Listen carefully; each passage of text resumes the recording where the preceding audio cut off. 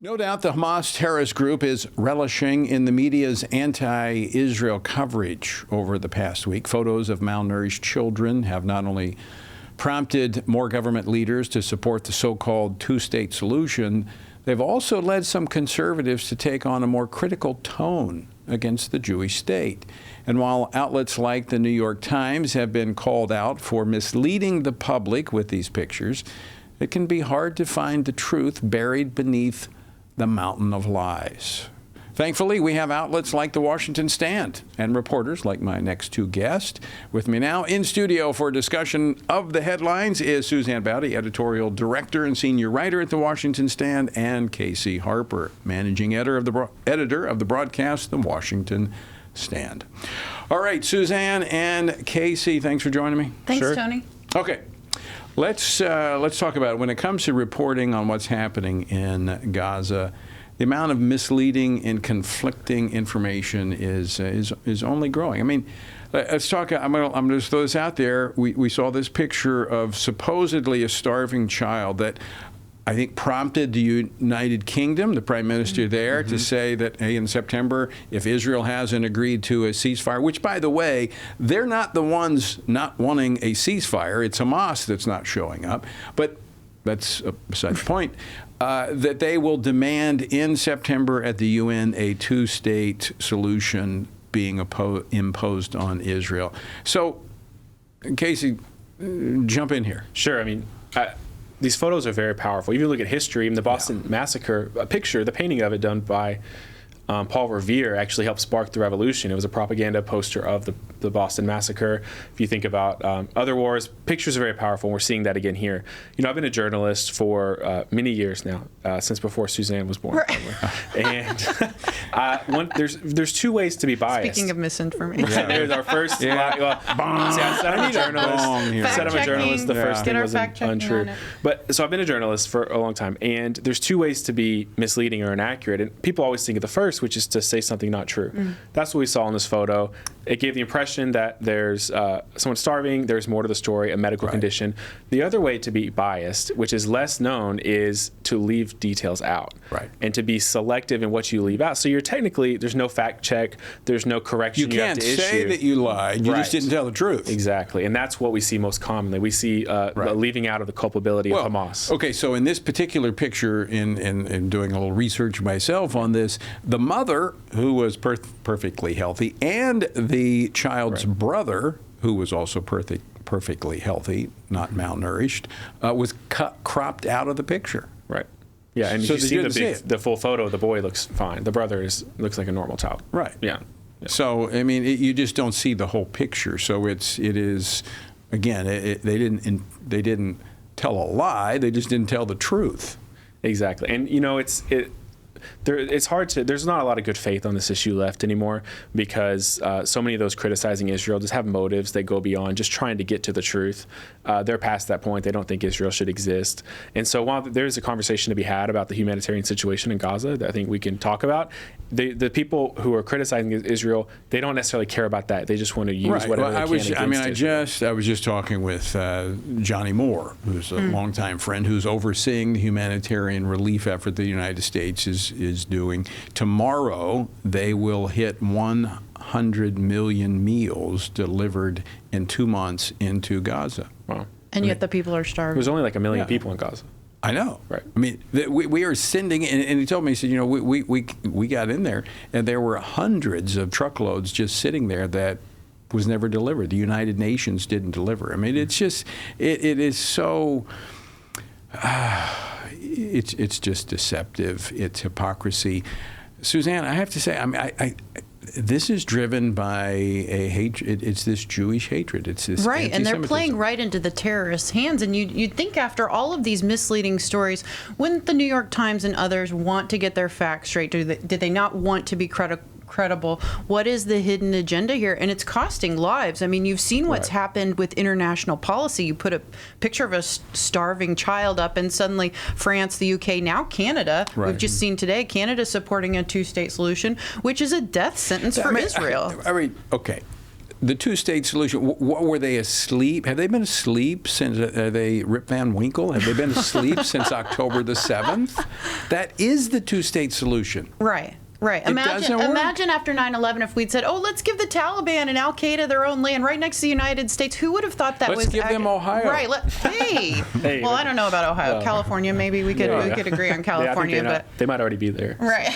They might, but it's absurd what they're proposing. But it's not just these foreign actors like UK, Canada. Canada is really surprising. UK, France. I mean, they're being overrun by immigration from Islamist. Yeah. Okay, so I think they're pandering. They're trying to hold on to their power. Canada, I'm a little surprised. Well, not surprised. It's Canada. But let's talk about here at home. I mean, we're seeing now divisions, Casey, within the GOP. Yeah, well, one thing on that picture, Trump himself, he said he broke with Netanyahu about the starvation issue, and he said, quote, based on television, those children look very hungry. I mean, he said, quote, based on television. So you cannot understate the impact of this false photo that directly impacted the president. As for by the way, we're a visual people. Right. Easy for you to say.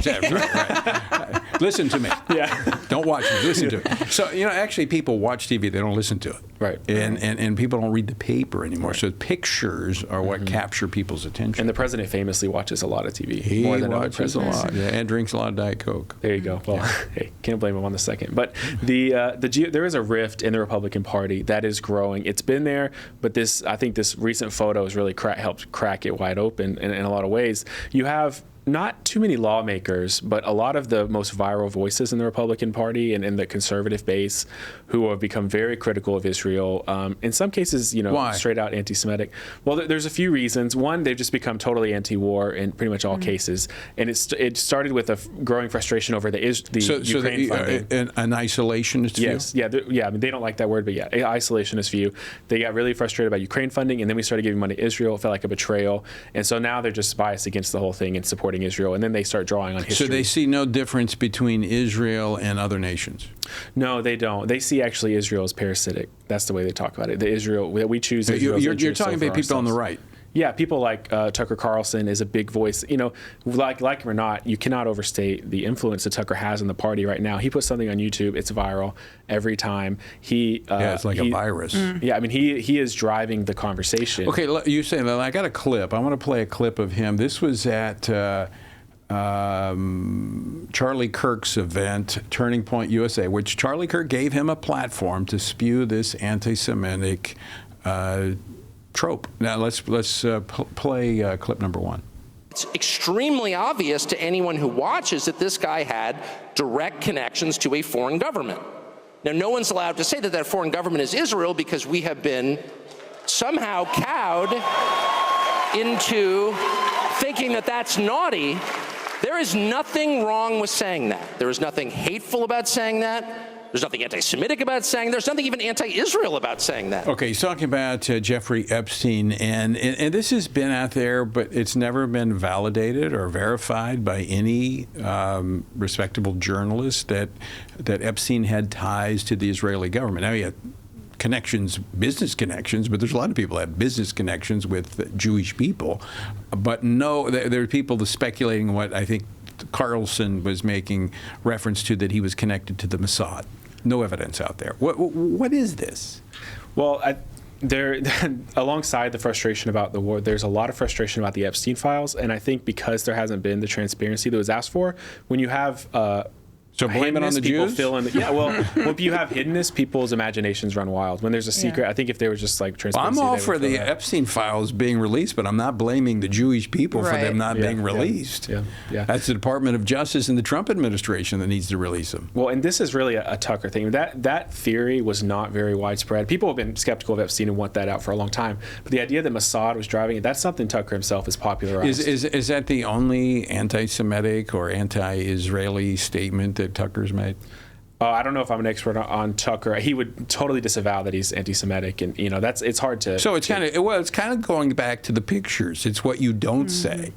Yeah. I mean, and he has this kind of bit where he's like, I'm just asking questions and I'm raising these points, but look at who he's had. Look who he's interviewed. Look who he's interviewed on his. Dave Smith was a big one. Well, in his platform, and he's had he's had Putin, he's had I think he had the Iranian president. Right, the Iranian president. But then when he had Ted Cruz on, and Ted was defending Israel, he went after him, treated him a little bit different, did he not? Yeah, I think that's one of the best criticisms of Tucker is that he is when he goes hard against someone. I think if you say, well, you're a journalist, I'm going to go hard against everyone. That's respectable in a sense of if you want to go after Ted, I go easy on everybody. Right. You could say, well, I'm going hard on Ted because I'm a journalist, but then when you have the president of Iran and you don't push back very hard, that I think it was kind of made you suspicious. Right. Not suspicious even of his motives, but just there's something going on in the way he's approaching these that's not always fair to the larger truth, maybe more to the point he's making. Okay, I got to move on here from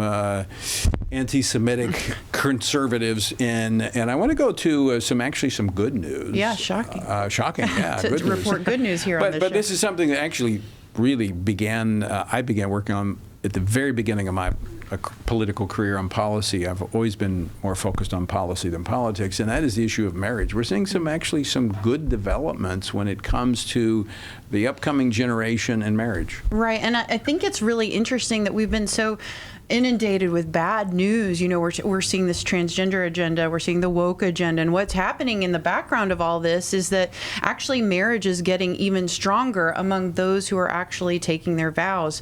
Brad Wilcox, who's a good friend of the show, who's a researcher, whose research I used to pass almost the 30 law, years ago to do covenant marriage. Has found that since the 70s and 80s, when no-fault divorce was at its highest, divorce rates have actually dropped by 10%, which is huge. We used to hear the same mantra over and again, 1 out of every 2 marriages end in divorce. Now that's down to about 40%. And we're also seeing some really important gains in communities like the Black family. We're seeing more kids who are being raised with married Black parents, low-income families. We have a graph here, actually, for those who can't see this on the show. It shows the share of first marriages that are ending in divorce, which, as you can see, just drops and drops and drops by each subsequent decade. And I think as a product of Gen X, and no-fault divorce was at its height.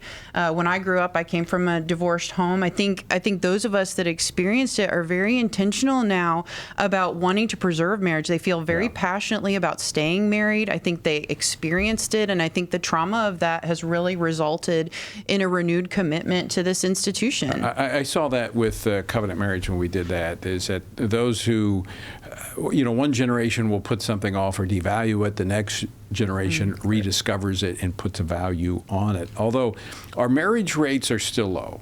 Right. So it's a problem. We've got to get those up, in marriages being delayed later into life, which is also a problem.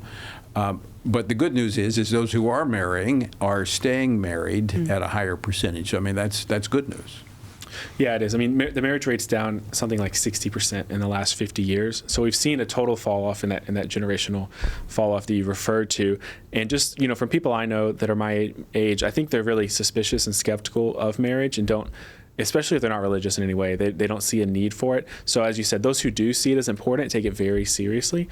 What's more common for those who aren't getting married is just kind of a serial monogamy. So they want monogamy and they want to live together and they want to do everything pertaining to marriage except the vows before God, basically. And I think it's funny that people still get married in churches.